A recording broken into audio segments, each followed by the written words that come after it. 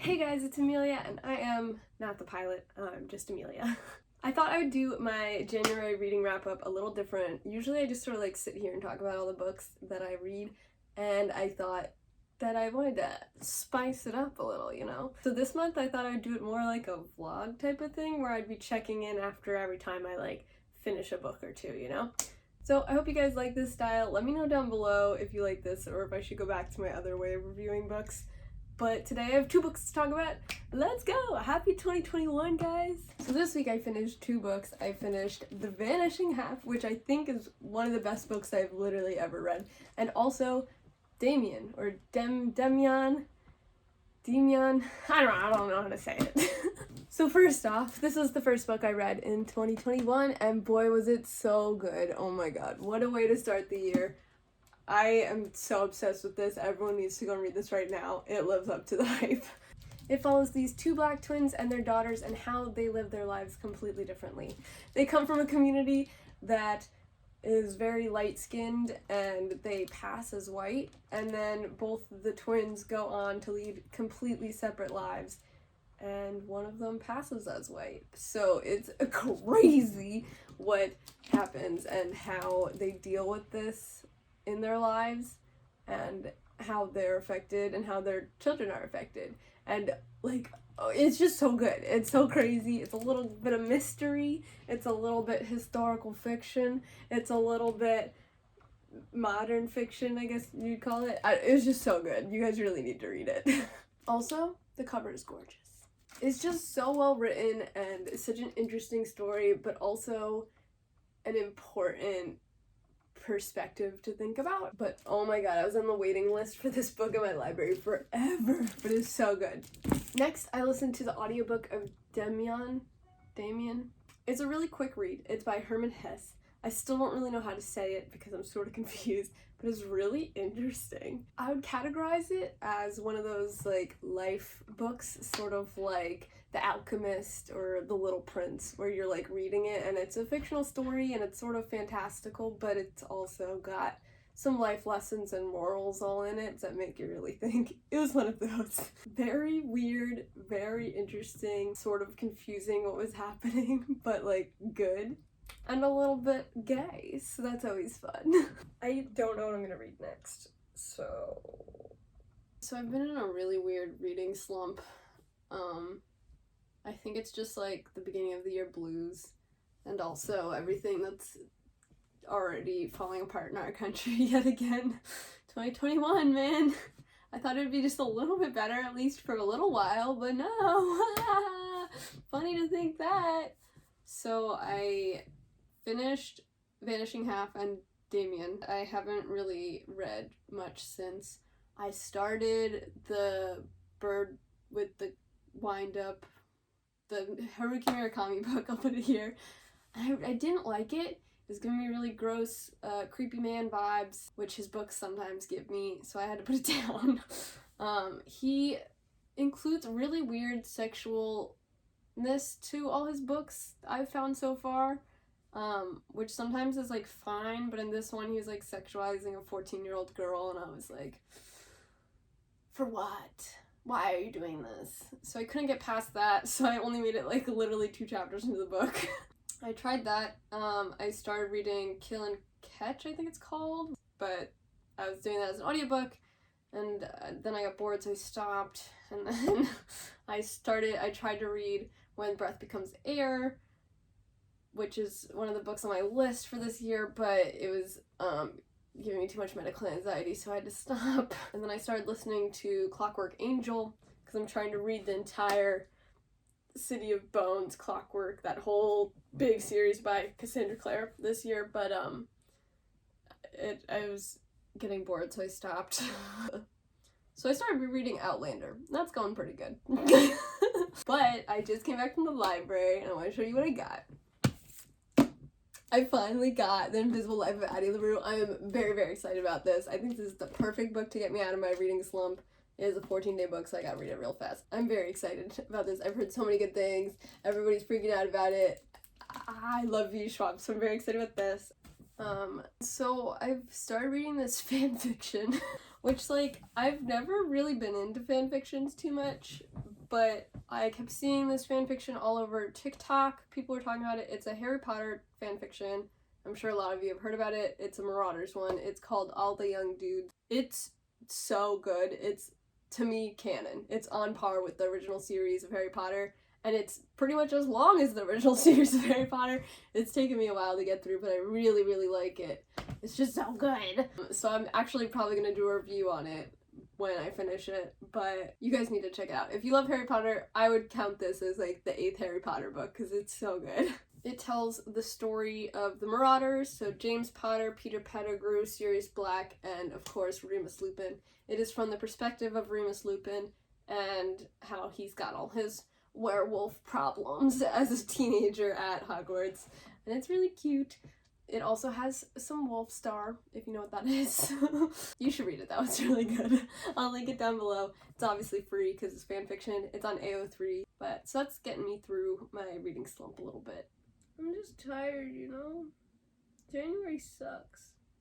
Hi. I just finished this book. I knew I was gonna cry, but like, this book is so good. I've like almost want to reread it. I feel like this is like perhaps the best book I've ever read, and I feel like that's so dramatic of me to say, and I don't want to set your expectations too high, but for me personally, it's like a culmination of everything that I like in books all in one. Like, the writing style is so like pretty and like artsy and fanciful, but like the characters are so interesting, and the story's a fantasy story that like sort of little life lesson type of inspirational bits in there, you know? And the characters are strong and independent, but together are happy and lovely. This book is so good. Okay, wait. Let me give you a little synopsis. So this book is called The Invisible Life of Addie LaRue. Is by V. Schwab. She's an amazing author. She also wrote The Darkest Minds series, trilogy, which I'm obsessed with, and I just read last year and was like freaking out over. Those were probably my favorite books from last year, but this is like, I think it's already gonna be my favorite book of the year, and we're only like, what, 10 days into this year? This is crazy. Anyway, she wrote this book. I think she's been working on it for like 10 years, and like, damn. So good. I just can't. I can't. Anyway, the plot is that Addie LaRue, who is this girl from the 18th century France, and she's living her best life, and she doesn't want to be married to anybody, but as a woman in that time period, her parents are like, y'all, you need to get married off. Like, we don't want you anymore. You are a burden to us. And so they try to marry her to this random man, and she freaks out, and she runs to the forest, and she is praying to the gods at night, which you never should do. And a god, demon, devil, whatever you'd like to call him, answers and listens to her cry for help, her wishes, and he grants them, but obviously with a little twist. And so she is cursed to live forever. She's immortal, but she will always own herself, but no one will ever remember her. So everywhere she goes, no one remembers her. Like, she talks to people, and then the second she walks out a door or they turn around, they immediately forget the entire conversation and interaction, and they don't remember her at all. And so it's really sad, but she's just going on living her best life, and then the demon guy wants her soul. So, sort of like a little Black Butler, Kuroshichuji, if you know that type of vibe. And so he wants her soul. That's like what the deal is. So every year he comes and he's like, you ready to go yet? Can I eat your soul? And she's like, there's still so much to see in the world. So the book just sort of bounces back and forth between the different time periods and places that she's lived in, which is so interesting. So she lived in France, and then like London and Italy and Germany and the US, and it's all different time periods, and then it bounces from like back in the day to like nowadays, 2014. It's just so interesting. And the like people she meets, and the lives that she influences without them ever remembering her name. And oh my god, it's so good. I need everybody to read this book. I'm so obsessed with it. Like, oh man. I don't want to return it. I want to read it again. Should I read it again this week? That's a little crazy. Maybe I shouldn't do that. I don't want to spoil anything else for you guys because so much happens. I can't tell you anymore though. You need to go read this. But I'm freaking out. I can't believe I'm only a week and a half into this year. It really needs to end already. Anyway, that's all my updates for today. I'll see you in a couple days probably when I finish my next book. Good morning, it's Wednesday the 20th. I finished 2 books yesterday, so I thought I would update you guys. I was listening to the Outlander audiobook, and I have read this, I think, maybe 3 times now, just because, like, I just randomly pick it up and start reading it again. I don't really know. But I always forget how long this book is. It just keeps going. Like, there's, like, 4 different, like, climaxes. You're like, oh, this is the end of the book, like, damn, this is such a big event, and then there's more, and you're like, I thought this is the second book, maybe, or it just keeps going, and then I feel like the end is sort of boring. Like, it's like, I don't want to spoil it for you guys, but it's just like, one of them is sick, and they're just like, oh, they're sick, and that's like, maybe 10 chapters, and it's sort of boring, honestly. I love Outlander. Great book. It's really fun and like a cool little concept. Great TV show. Really hot and spicy, you know what I'm saying? A little spice. But like, it just keeps going. And it's such a long book. But the Outlander audiobook is great. I don't know who does the audio. It's some British lady, but she was great. She did all different accents. It was very exciting and I loved it. I also read Kim Jiyoung, born 1982, which was very interesting. I read that one as an audiobook. It's very short, very quick. I thought it was very interesting. It's a historical fiction, but it was more like a nonfiction in my opinion. I don't know if she's a real person or not. I don't think she's real, but it tells the story of a woman living in South Korea from, I guess, the 80s into, well, it was a little earlier than that, from like the 70s until the 2000s, essentially. And it tells her mother's story and grandmother's story and her story all in one, sort of. And it's broken into chapters based on like life events, I guess. So it's like her childhood, her adolescence, her 20s, and then like full adulthood with like a child type of thing. And it just talks about all the struggles of being a woman in South Korea, which I thought was very interesting because although their society is very different and they have a different government happening, they still experience a lot of the same things as us, but they also, I feel like it's like worse, which I didn't realize. It just talks about all the struggles of women in South Korea, but honestly pretty relatable for all women. They obviously experience a lot of the same problems that women do in other countries such as here, but they also have other struggles that I didn't even think about, and I was like, oh my god. It has a lot of statistics in it, which I thought was really interesting because I've never really read a book that's just like randomly breaks from the fiction to just give you some straight facts. I'm still sort of confused why it started that way because it never really wrapped that up, but I thought it was interesting. It's a short little read, so I recommend it. Now I am currently reading All the Young Dudes, which is a fan fiction I was talking about a little while ago, and I just started the Clockwork Prince audiobook, which I have a lot of problems with and I'll tell you about soon, and I am starting Human Acts by Han Kang, which I'm very excited about. Hey guys, I just finished Clockwork Angel. I'm pretty positive in the last video I said Clockwork Prince, but that's the second book, I think. So I was reading the first one. I was listening to the audiobook of it at work and then reading the physical book when I would get home sometimes. But the audiobook is awful. I don't know why they hired that voice actor, but like, God, it was so bad. This book is set in England, right? In like the 1800s. The main character is American, but like every character besides her essentially is British. So I don't know why they hired an American voice actor to do this story, but whatever. Anyway, her British accent was lacking, and she would like sort of do it but not really, and then sometimes the sentence would come out with like the intonation, I guess, of like a British sentence. It was very strange. And then every once in a while she would say something and it sort of sounded Scottish to me. I don't really know. I'm not an expert on accents, but it was weird. She also gave one of the characters a speech impediment, which I think is fine to do, but it was not written in the book, and it really threw me off.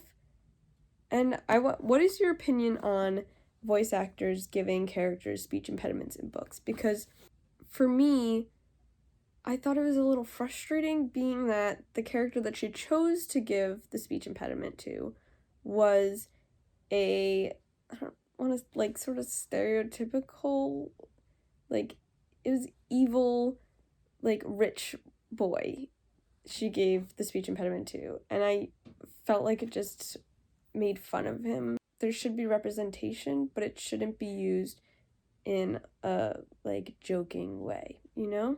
But let me know what your thoughts are down below. Anyway, that really frustrated me. Also, I've noticed since I'm reading so many educational, like, higher up type of adult fiction books, this young adult fantasy was, like, such a fast read for me, but also not as good as I remember it, which is sort of upsetting. This is, like, one of my favorite series when I was younger. Like, I really like this trilogy so much, but I don't know, it wasn't as good as I remember it, which made me sort of sad. My favorite in the series is definitely the second one, so I'm excited to start that. But yeah, I don't know, Will Herondale Man and Jem Stairs, we love. Those are like some of my favorite book boys. I'm glad to be back with them. I don't think I'm going to start the second one just quite yet, because I have a lot of books out from the library right now, and I think my librarians hate me because I have so many out, and none of them are overdue, but, like, I keep asking for more, and, like, I love my local library, is all I have to say.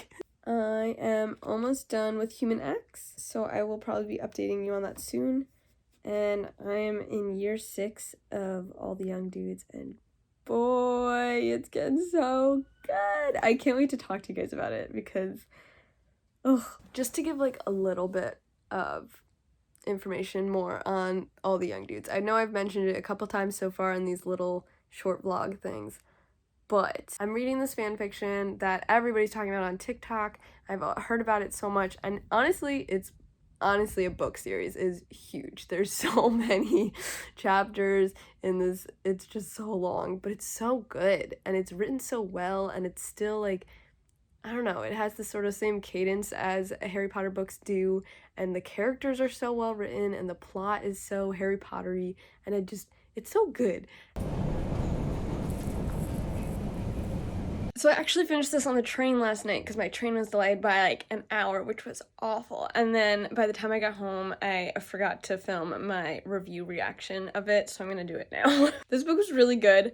I loved how it switched between perspectives. It switched perspectives. So, like, the first chapter-ish is in second person, which I think is insane. And when I was in high school, I was obsessed with second person. I really wanted to find a second person book, and I could never find one besides, like, the choose your own adventure books and stuff, but, like, it was so interesting. So second perspective is when they're speaking from, like, you, so they'll be like, you walked down the stairs, then you opened the door, then blah blah blah, which people don't usually write in because it's sort of confusing, and honestly it did take me out of the book a little bit, but I still thought it was just so cool. I was so excited. And then the other chapters are all in different perspectives and from different people's point of views. So that was so interesting. It was very educational.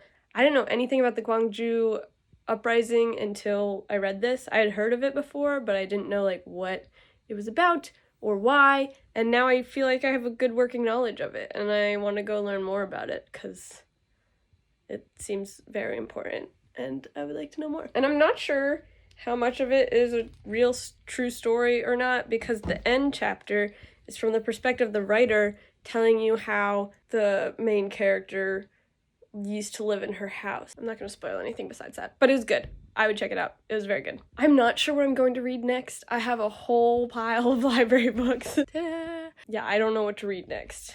So maybe kitchen. And I'm still reading All the Young Dudes. Hopefully I'll finish it soon because it's taking over my life.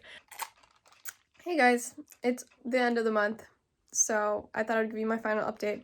I am almost done with Wuthering Heights. I was listening to it as an audiobook.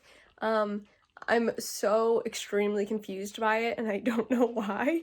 I, like, read old books all the time, so it's not really the language that's messing me up. I think it's the fact that it should not be listened to as an audiobook, because it jumps time periods a lot and almost perspectives, but not quite, and so I'm very, very lost all the time. It tells the story from the perspective of this man who moved into the area and is sick, and the housekeeper used to be the housekeeper of this other house, and she's telling him a story while he's sick. That's what's going on. I finally figured it out, but, like, I was so confused.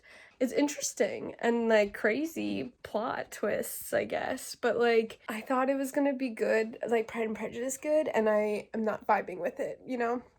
And the plot follows this three families, I guess? I don't know.